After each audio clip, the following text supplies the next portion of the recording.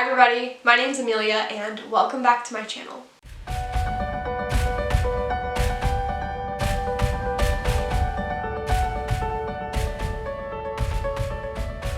So my crystal collection video was like an hour long and you guys voted to have it split up into two chunks. So today we're doing part 2 of the crystal collection tour. So if you haven't seen part 1, I highly recommend that you go do that because I kind of explain a little bit more about how I was going to format these videos / I already covered some of my stones in that other video. So I highly recommend that you check that out. But anyway, I don't want to waste your time too much, so let's go ahead and just jump right back into where we left off and continue talking about my crystal collection. But before we do that, gotcha. Before we do that, please be sure to give this video a thumbs up and subscribe to my channel if you like this kind of stuff because it makes me happy, it helps me out, and shows me what you guys like to see. So, also, if you guys know more about the crystals that I'm mentioning, or if you have any like tips, or if you have any questions, comments, whatever, please be sure to leave those thoughts down in the comments below because I'm still learning about this crystal stuff as well, so I would love to hear your thoughts. Okay, that's it. That's all I had to say. So let's just, yep, do the slidey thing. Editing, Amelia.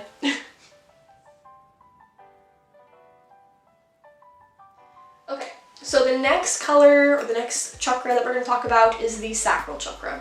So the sacral chakra is usually orange and it deals with your autonomy, with your confidence. It can also deal with just how you interact with the world and like your personal sense of self, if you will.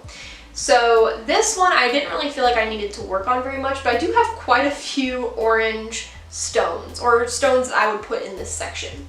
So one of the first ones is this honey calcite that I just purchased. It is honey colored, so it's not quite orange, but I love it. I love the shape of this stone so stinking much. I just got this. So calcites might be one of my favorite stones. I'm not even joking. Like, I love calcite. I have 4 calcite stones now and I just am obsessed with them. They're just so pretty. The colors, the way they feel, I love calcite so much. So I don't really know what honey calcite does. I think it has to deal with creativity maybe? I'm not really sure. I know the sacral chakra deals with creativity, so this stone I purchased because I had my eye on it for well over a year now, and I finally got it, and it hasn't really, I haven't used it in much. It just sort of sits on display at the moment, but I know that I'm going to come back to this because it's like beautiful and I love the shape of it so much. I love that it has a point at the top. That's just brilliant. Another stone that I have, I'm not quite sure what it is. So I found this little partial geode out in the garage when I got this, when I moved to this house. Again, left behind, like the Tektite. And it has like this orange coloration. So it is a type of quartz that has maybe some iron in it or something, because it has some discoloration that turned it orange. And I still do not know what it is. But this just sits on my altar as like a very natural earthy piece. So I do have a lot of crystals up there, but this one kind of represents earth for me. So I have that connection to the ground and the world around me. So that's kind of what I use it for. Otherwise, I don't really know what it is or what it does, but it was a geode. I also have this piece of copper, which I purchased from the metaphysical shop. Definitely overpriced, but I still got it anyway. And I actually got one for my boyfriend as well because I figured he would really like the copper, like just raw copper. He says it's mixed with possibly like some slag or some other like material that if they were going to use this copper for something, they would melt it down and then separate it, and then you'd have the pure copper left over to do whatever you wanted with, to sculpt it into a penny or a little statue, just whatever. I mean, there's not a lot of copper here, but so I do think it's really interesting. It definitely smells like a penny, and I don't really use it for much yet. Because I don't quite know the metaphysical properties of copper yet. I have used pennies, dimes, and like change in my personal like work before in my practice, but I feel like this could be fun to use too. I just don't know what I would use it for yet. Again, I'm putting like things on the screen, so as editing Amelia knows, it's going to be a learning process making this video, but my past self, which is right now my current self, yeah, she doesn't know what she's talking about. Okay, so the next piece I have was also found in the garage from the previous owner or renter, and it is this piece of tiger's eye. This is not the only piece of tiger's eye I have. It was for a long time. The other piece is in my car, but I have this piece of tiger's eye. And tiger's eye, I know, is very similar to citrine, or at least it's used very often in like abundance work, manifestation, stuff like that. So I really do like it for that. However, it goes on my Santa Muerte tarot deck, which is a deck that loves family. It likes legacy, so maybe I can kind of see how the abundance plays in. The Santa Muerte deck cares a lot about how you relate to other people around you, how you build a community, how you build your family, and also what you want to leave behind. And so I find that very interesting, but my tiger's eye sits on top of that deck. And again, I don't really use it for too much. I probably will get more tiger's eye in the future. I just haven't felt the need for it at the moment. Alright, so recently I purchased this piece of pyrite. So when I was younger, I had a little piece of fool's gold, and then I lost my box of rocks. My box of rocks, I lost it, and so I don't have the fool's gold anymore. So I've been wanting pyrite for a really long time, again for manifestation work, and I finally got one, and I got this little cubed pyrite because this is how it naturally grows out of the stone. Because of the atomic makeup of pyrite, it forms a square, the chemicals do, and then the squares pile on top of each other and create a cube. That's literally it. As above, so below, right? So it's pretty cool, and there's like a little itty bitty baby cube on top of the little cube. I don't know, I really, really like this. It goes on my altar space for now. Again, I haven't used it for anything yet. I probably will. I think it is so cool. And now I kind of want fool's gold too. I don't know why fool's gold looks so different from pyrite. That's something that I would have to look into, but again, I plan on like learning more about rocks and minerals as it goes on. If you guys have any fun facts, if you know more about these stones than I do, you probably do, like let me know what you know in the comments, because do you know why fool's gold and pyrite like this? I mean, they're the same, but they're not, you know, like why are they shaped different? You know, I don't know, but this is fun. It's really cool. So the next one I'm going to talk about is this little piece of heat-treated amethyst. This was part of that beginner pack of crystals, and it was called citrine because these do pass as citrines. I don't really like calling them citrines. To me, they are just heat-treated amethyst. They are not citrine. So I don't like calling them that. I know that people do say they are. I personally don't like them. I don't think I'll ever get another piece of heat-treated amethyst, but this one was gifted to me, so I don't really want more in my collection because I don't really like them. I will say though, this does not operate the same way amethyst does, but it also doesn't feel the same as citrine. So I have a tarot deck, which I call my Capricorn deck. It is the traditional RWS deck, and when I got this deck, all it wanted to talk about was work, and it still does for the most part.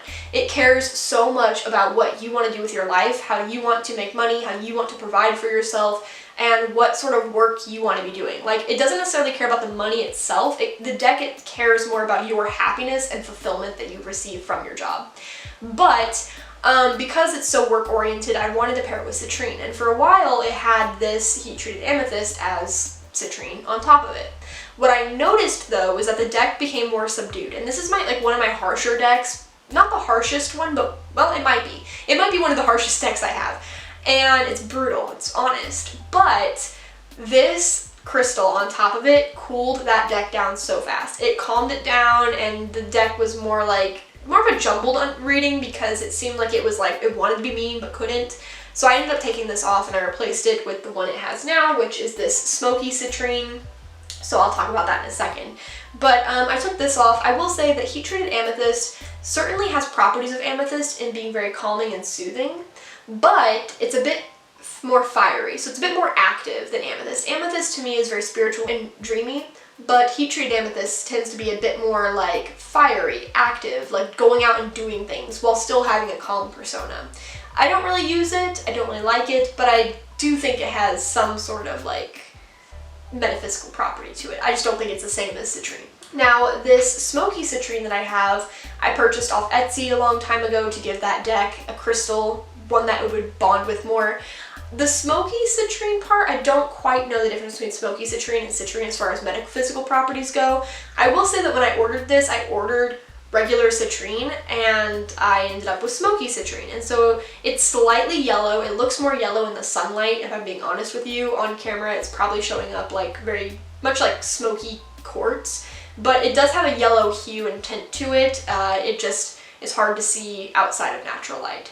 I probably will get another citrine at some point, but they're very hard to find, especially ones that like aren't glass or heat treated amethyst. And then of course I have this citrine necklace, which I wear all the time. It has a bit of discoloration in it as well because I wore it in the summer in the light, which they say do not do with your citrines, and I wore them for hours around my neck. I even got sunburned on my neck while wearing this, so that's how long it's been in the sun. But also I have bug spray has been on it, sunscreen has been on it. I wore this so much in the summertime, and I'll probably still wear it a ton in the winter. I kind of knew that I was going to discolor it because I was going to wear it so much, but yeah, this is like a beautiful little raw rock piece of citrine, and it's one of my favorite pieces of jewelry to wear, in all honesty. Aside from my quartz pendant, which you've seen, I wear that one a lot too, but I do wear this citrine one a lot. I find that when I wear it, I'm more active. I can get more done in my day.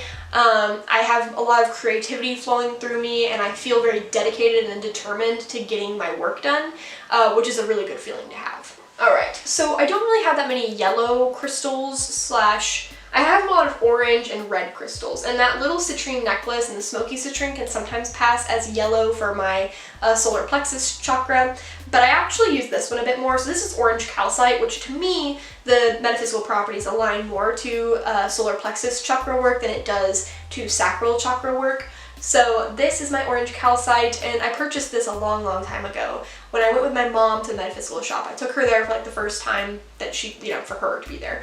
And I saw this and I was like kind of depressed that day. I wasn't really feeling like myself. I saw this and I was like, I want that. And come to find later that it deals a lot with joy and optimism and like inner child stuff. And I was so ecstatic to get this crystal, and I didn't even know what it did when I got it. I love the way it feels. Like, it's kind of like a palm stone in the sense that I can like, my thumb has a perfect crevice for it, and I like to carry it around. I carried this in my pocket all kinds of places, and then I got worried that I would lose it. For now, it mostly sits on my shelf, but every now and again I pull it out, I hold it, and it just feels so radiant and joyful. The color is just so, so happy. I really like that, and it kind of looks like a candy. I think that's why I like calcites. They remind me of candy. Like, I want to eat them. Don't eat rocks, but you get it. So yeah, this might be the only one that I have for solar plexus work. However, it's still a really good stone, and I really do like it, and it's one of the reasons I absolutely love calcites. So okay, so we're moving into my pink stones, and most of my pink stones are rose quartz. So I have these 3 rose quartz pieces. I have a raw chunk of rose quartz. I have a rose quartz pendant that I just got. It doesn't have a chain yet, but I will be wearing this. And I have a rose quartz ring. So I'm gonna put this in.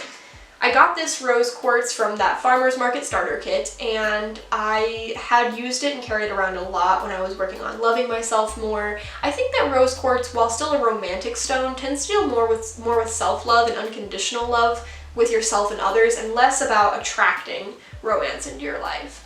I still really like it as a stone though, and it actually sits on top of my Tarot of the Divine deck because that deck in particular loves talking about romance. So that's where it goes. The pendant will one day get a chain, and I will wear this around to draw more love and self-acceptance into my life, more confidence maybe.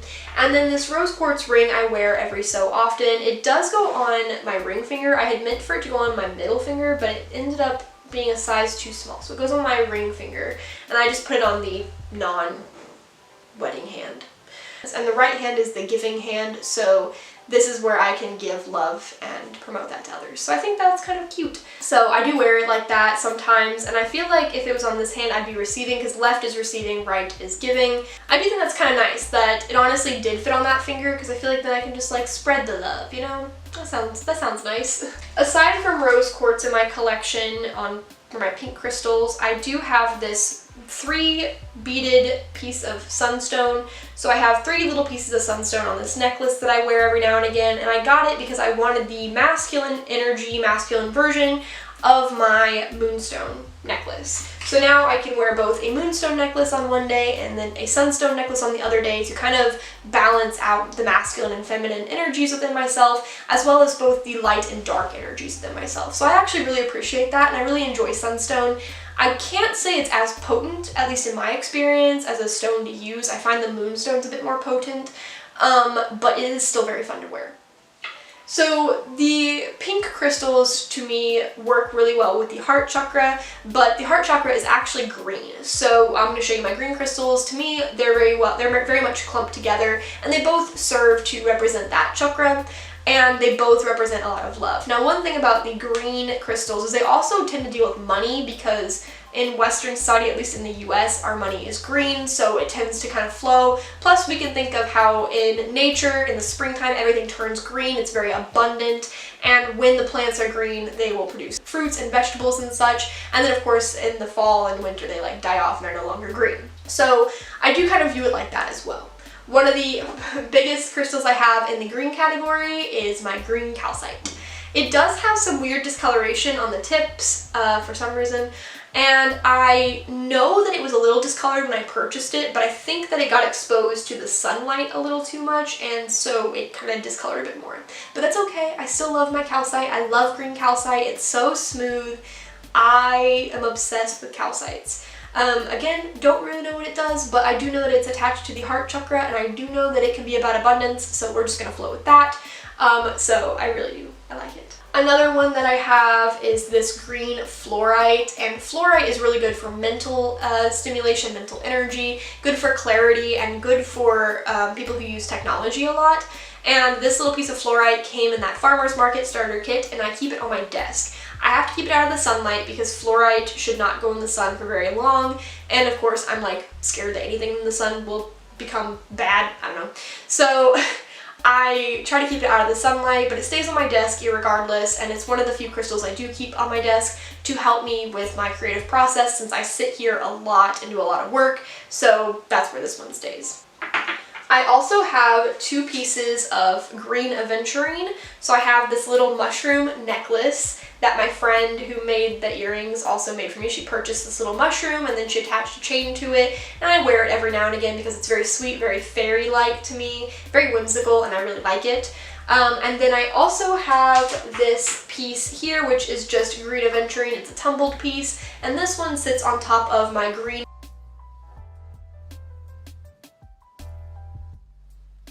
This last piece in the green category is this dragon bloodstone. I think that's what it's called. And it has a lot of green, red, and black in it. So I just went ahead and put it in the green section, but it kind of has all three. I feel like because it has a lot of red and black, it's going to be a very low vibrational grounded stone, but the green definitely like enhances it a little bit. So this stone in particular is very much like my fire agate. I am waiting for a tarot deck to pop up so I can give the tarot deck this stone. I just haven't found the tarot deck yet, or I haven't like received it. So we'll wait, we'll see, and obviously like and of course if my decks come in and neither stone feels right, I will find another one. But every deck gets a stone, so we're just waiting. We're waiting to see who gets this one. So. Hello. Okay, so I'm currently editing the crystal video right now. That's like my keyboard setup.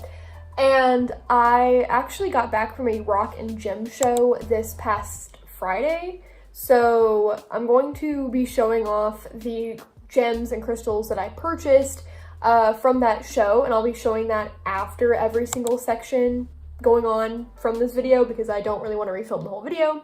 So yeah, enjoy the random flashes and snippets of crystals that I purchased at the end of every section, more or less. That was news from Amelia in editing.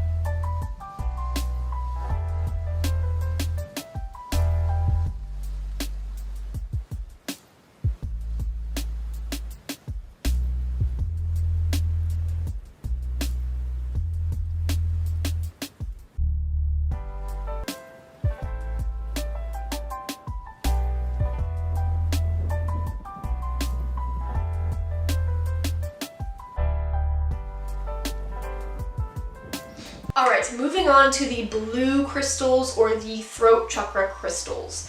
So I also will have a few crystals I'm going to mention that work for the third eye chakra as well, because it kind of like, I don't have a lot of indigo colored crystals. But for blue crystals, I have quite a few. So one of my most recent ones that I purchased was this Amazonite tower. I love this tower so much. I have not used it yet for any spiritual work, but it's gorgeous and I absolutely love it. The color is just this beautiful like teal, and because of the white that's in it, it looks like the ocean. And then of course on the bottom of this particular tower, it's banded and there's like this gray rocky sort of bit, a little bit more blue, and then this other gray like stone. And to me, it looks like a beach. It just looks like summer, like a beach, and this stone makes me very happy. It feels very calming. I do think I will use it in ritual work and other spiritual endeavors that I do. I just haven't yet, but I purchased it. I've been very attracted to blue stones recently, and I think that I need to do more throat chakra work, but I haven't really dove into it yet. But we'll see. I'm just really, really interested in blue stones. I don't know why. Another blue stone that has had my eye for a while is blue calcite. Now, I would prefer a rough version of blue calcite, but the metaphysical shop I go to, they had some blue calcites. They were rough. I didn't buy them, and then they didn't get them back in for months. And then when they got them back in, it was these blue calcites, the very rounded ones. So I waited, and then they were sold out again for months. And they just got this blue calcite in like a month ago or so. And I was like, you know what, I'm buying it because I want blue calcite. I love calcite. It's my favorite stone to carry around and just to work with for meditations and such. It has such bright colors. I want a blue calcite. So I got this one. And I feel like it kind of worked out because if I'm going to meditate on my throat, I don't really want a pointy, jagged stone. So this kind of works really well to like have this smoother stone on your throat. It just feels right. So I do have this blue calcite, good for throat chakra meditations, which I'm going to have to dive into a bit more soon. I just haven't fully done that yet, but I do need to. And it's really nice to carry around. I feel like I'm going to take this with me a lot in like the coming few weeks because I feel like I need this in my life. Another stone that I have in this part is this blue chalcedony, and it is gorgeous. It has some brown like colors in it, other chemicals, particles, I don't know. But the blue chalcedony itself is so, so pretty. And this stone is, I think, my boyfriend's favorite. I think this is the one he always picks, and he likes the deck associated with this one. So my Mystic Fairy Tarot deck gets paired with the blue chalcedony. I hope I'm pronouncing this right. And it is a very pretty, whimsical stone to me. So I really, really enjoy this one. It's very milky in color. So I really like this stone, and again, stones that are on decks I don't take with me or use very much, but do find this one to be very interesting. Another blue one associated with a deck for me is this blue lace agate. This is a very tiny piece with a little bit of banding. I do want to invest in a high quality blue lace agate at some point, but I just haven't yet. But I really like the banding in blue lace agate, and I think the agates are very, very pretty. This one in particular sits on top of my Jane Austen tarot, which I use as an oracle. So one of the other man-made stones that I've already mentioned before is opalite. This one was left behind that I found after the previous renters left. And so this opalite piece, yeah, I found it. It was very pretty and I really liked it at first.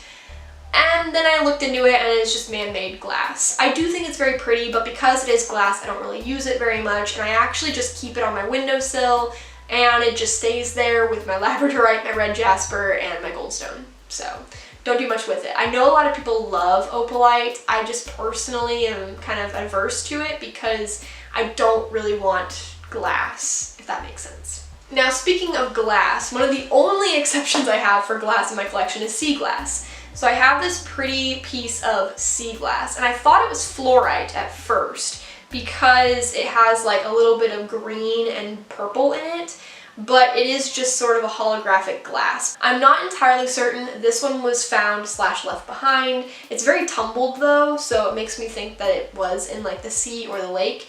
I do have other pieces of sea glass in my house, just kind of around in different places because my boyfriend really likes sea glass. And I do think that they have interesting metaphysical properties because it is something that's been manipulated by the waves, whether that be from Lake Michigan, which is the lake we go to most of the time, or from the actual oceans. So sea glass is very fascinating to me, and I do keep this one because I do like it. I also have this piece of sodalite or sodalite, I'm not quite sure how to pronounce that. This is supposed to be very good for stress, focus, and for like mental work pretty much, and communication because it rules over the throat chakra. But it's also a darker blue, so it can work really well as an indigo color for the third eye chakra. This one in particular goes on my Arcana Isis Sakra tarot deck, and that's one of my study decks. I don't really use it too much in readings, but I do enjoy using it for study, and so I think this is a really good stone to have for that. My last blue crystal is this blue kyanite, which was gifted to me in an Etsy order, so I ordered some other crystal, and then this was part of what came along with it. It was a gift. So I have this little piece of blue kyanite. I don't really use it much, it just sits on my Mystical Dream Tarot and that's where it stays, but blue kyanite can be really good between the third eye chakra and as well as the throat chakra, so it's kind of versatile. I just don't really use it too much.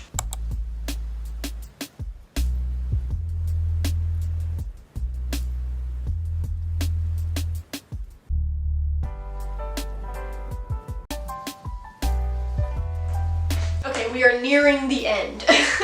This is a long video, kind of like my tarot collection. So we're going on to purple stones. So purple stones rule over the crown chakra, and they're very ethereal, very spiritual, and connected to like what's above us, if you will. As we have that as above, so below, to me personally, I feel like purple stones tend to connect us to deities, to spirit. And one of the coolest pieces I have is this amethyst geode.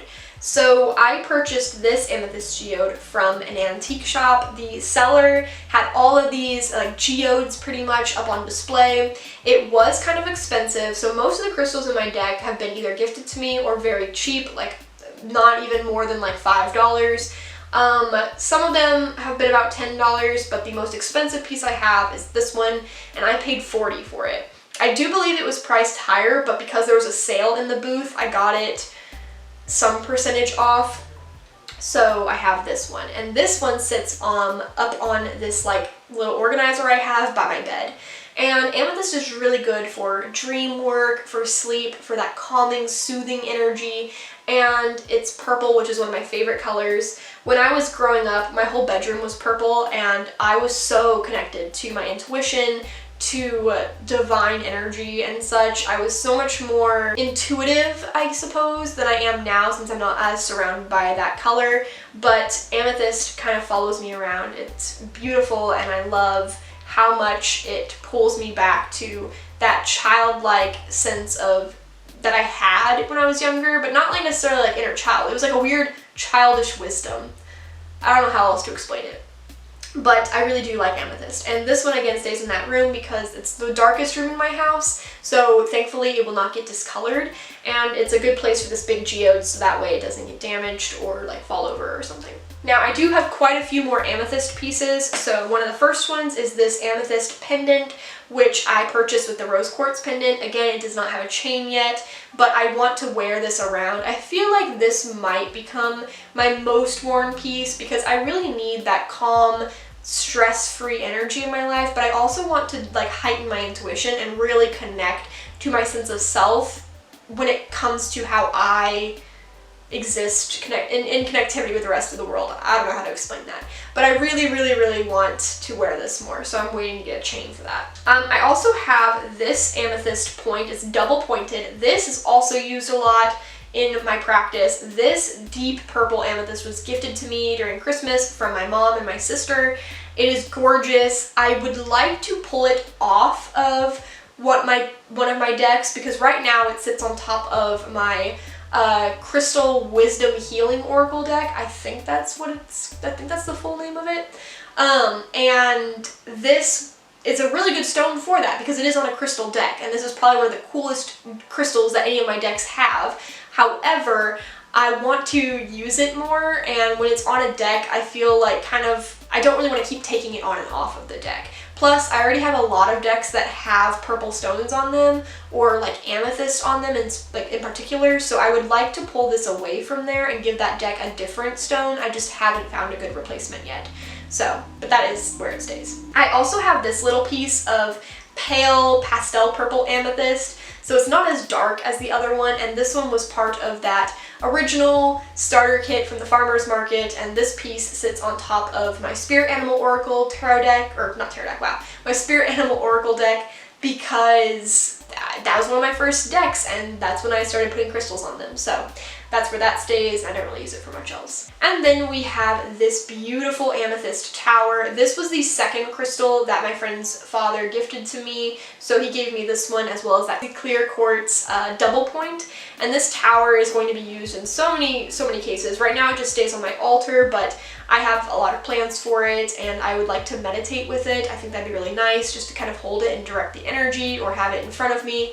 So yeah, this is a beautiful stone. I am so blessed like to have this in my life, and it's just like it's such a generous thing for someone to like give away their crystals. Okay, and the only other purple stone I have in my collection is lepidolite. So lepidolite is really good for stress relief and getting rid of worry and anxiety, and that is something that I struggle with a lot, specifically being worried all the time and stressing about things. So I purchased this lepidolite tumble for myself around the time that I purchased my red jasper, when I spoke to one of the people at the crystal shop, and I took this home with me. I carried this around with me a lot, and now it sort of sits on my shelf because I don't really need it as much as I did. I think it did its job.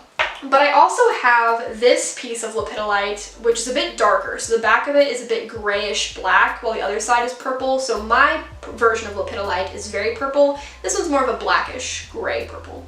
This one was gifted to me by my mother, who bought me the red jasper, and she must have talked to the same exact person I did at the shop, because she gave me the same two stones that I purchased. But this one sits on my desk because it's already slightly discolored, so I figure if the sun does interact with it, it won't be as bad because it's already slightly discolored or slightly dark.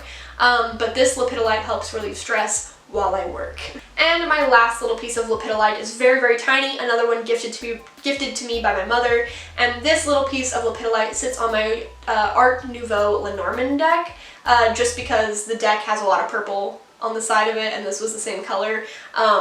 I might change that out at some point, I don't know, but for now, that's where that stays. Okay, so that was pretty much the majority of my crystal collection. I do have a few more honorable mentions. The first is that I have a little pouch in my car that has hematite, tiger's eye, and amethyst in it, to give me safe travels, pretty much, to protect me while I am traveling, because I have been in a car accident before, and it really like changed how I viewed driving, and it kind of scared me for a while. So I now have that in my car. I have talked to a few people about where you can put crystals throughout your space to really enhance your life, and right now my crystals mostly exist in the room that I'm filming in, so they don't really go anywhere else in the house. But that is something I'm thinking about doing, is actually starting to use crystals outside of this room, so we'll see what happens. Aside from that, I also have a wand thing that I made, and there is a crystal on the end of it. I got the piece of wood from a forest when I went hiking at one point, and then I just bought a small quartz point and attached it with a wire to the end of that little stick that I got, and now it is like my own personal wand. I don't really use it too much, but maybe one day I will. I do not know. It wasn't very expensive, thankfully, so yeah. And then I do have several more geodes in cabinets around my house, because me and my boyfriend like to open geodes. I also have a few rocks that I have just throughout my room that I thought were very pretty, but aren't necessarily crystalline or anything, but they do exist and they are in here, just to kind of have more of that earthy energy, and I find that the rocks are very unique. But yeah, that is my entire crystal collection. It isn't too big, thankfully, but I do kind of feel like there's a lot here.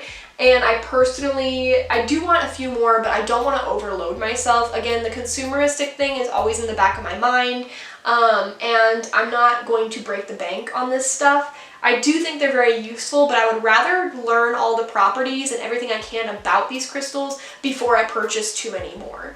But anyway, that was my entire collection, and that is sort of where I keep them and kind of what I do with them. If you're interested in seeing more about how I work with crystals and what I want to do with them on like a daily basis or like at least monthly, then I can always make a video on that. I kind of want to, so I think that'll be like one of my next ones. But anyway, thank you again for watching today's video. I really hoped that you got something from this, that it was entertaining. And if you know more about crystals, like some of the ones I mentioned in this video that I just don't know about, then leave your thoughts, leave your advice, your comments, all of that down below. And yeah, without further ado, I will catch you later.